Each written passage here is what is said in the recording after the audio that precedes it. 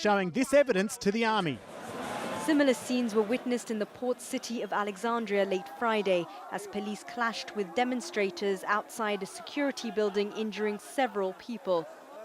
Again, burnt identity cards were found by witnesses.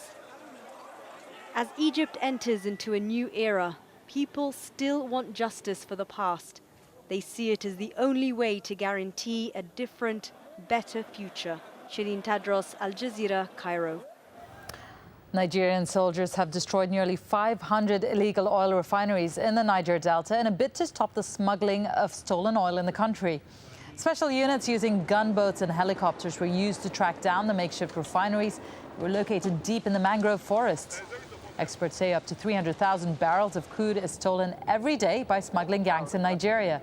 Last year, the Nigerian army intercepted a Greek vessel loaded with 800 tons of stolen oil. The United Nations plans to send another 2,000 peacekeepers and 2 helicopters to Côte d'Ivoire due to escalating violence in the country. Now, this comes as the head of the African Union, Jean Ping, met the internationally recognized leader of the country, Alassane Ouattara, on Saturday. Ouattara, who has been under UN protection, said he would attend a meeting of AU leaders in Ethiopia next week.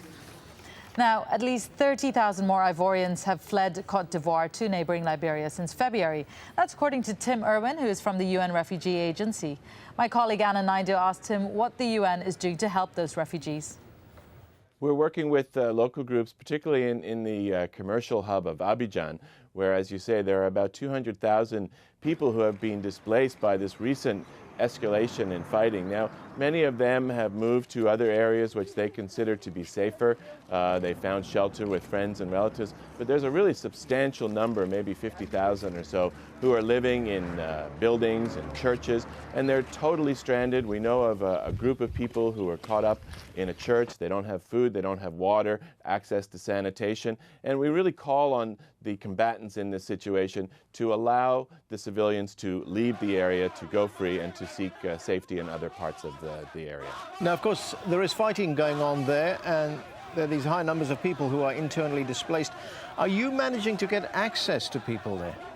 Within Abidjan, it's very, very difficult. There's a certain amount of anti-UN sentiment, which makes it difficult and dangerous for us to go in. We are working with local groups, but the conflict makes it very difficult for any humanitarian organization to get in there. We're hearing reports of houses being looted, of businesses being burned, of bodies in the street. This is a particular suburb of Abidjan, which is home to about 1.5 million people, many of them now displaced and seeking safety in other areas. The Mexican army has ordered 3 junior officers and 10 soldiers to stand trial on drug trafficking and organized crime charges. They were arrested last week at a checkpoint south of Tijuana near the U.S. border. They're charged with possession of more than a ton of crystal meth and 30 kilograms of cocaine. Police in Brazil say at least 25 people died when a bus collided with a truck on Saturday. It happened in the southern state of Santa Catarina. Authorities believe the driver of the truck lost control on a curve and slammed into the bus. More than 20 others were hurt. Italy's Prime Minister Silvio Berlusconi says he will defend himself in court, providing that he doesn't have to show up more than once a week. Berlusconi is accused of fraud and embezzlement over the acquisition of television rights for his Mediaset empire. He faces a separate trial in April on charges that he paid for sex with an underage nightclub dancer. Berlusconi denies all the allegations. His legal team has asked that the court set aside Mondays for him to appear. Pakistani oil workers escaped the violence in Libya, but the government's under fire over its handling of the evacuation. That's still to come here in AlJazeera. And saving the forest, the Canadian campaigners finding inspiration in the box office blockbuster Avatar.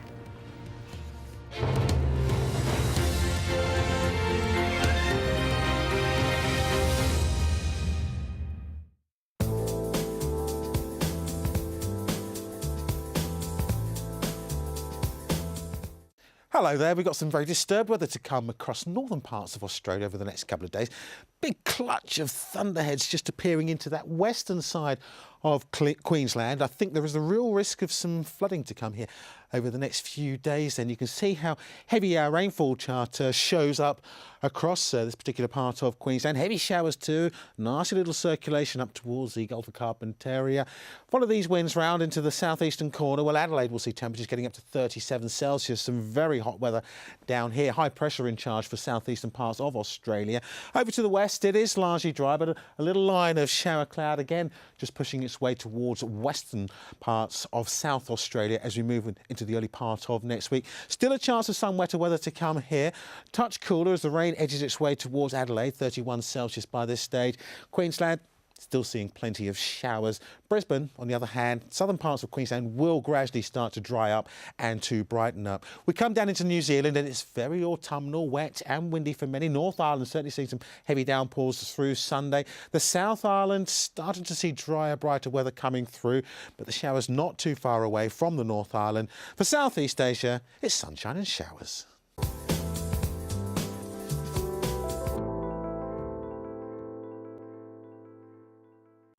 What Gaddafi has done, he dismantled or destroyed the system in the country. As chaos and violence sweep across Libya, they're living through fear, they're living through a nightmare. They're using ammunition, live ammunition.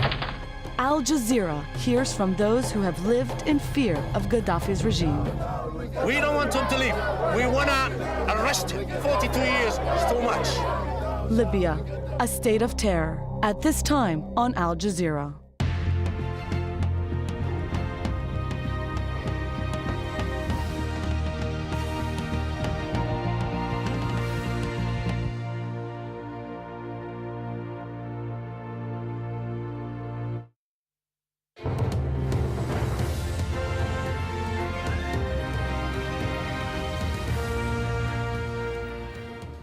Welcome back. These are the top stories on Al Jazeera. In the past few minutes, we've heard reports of intense gunfire in Libya's capital, Tripoli.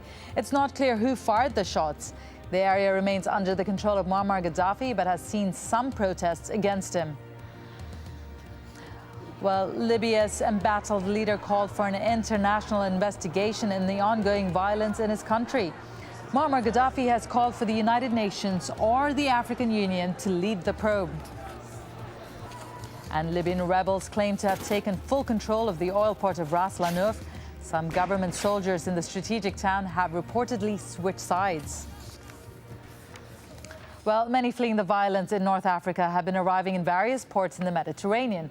22 Tunisians have been found adrift in a sinking boat close to the Italian island of Lampedusa. Now, nearly 7,000 people have arrived there since January. Jim Spencer has more.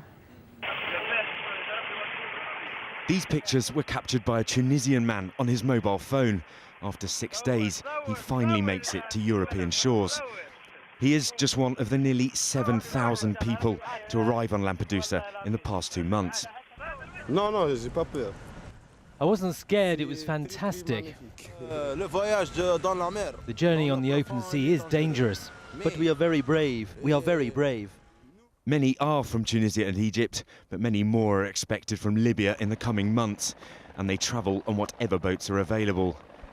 On Saturday, the Italian Coast Guard rescued 22 Tunisians crowded onto a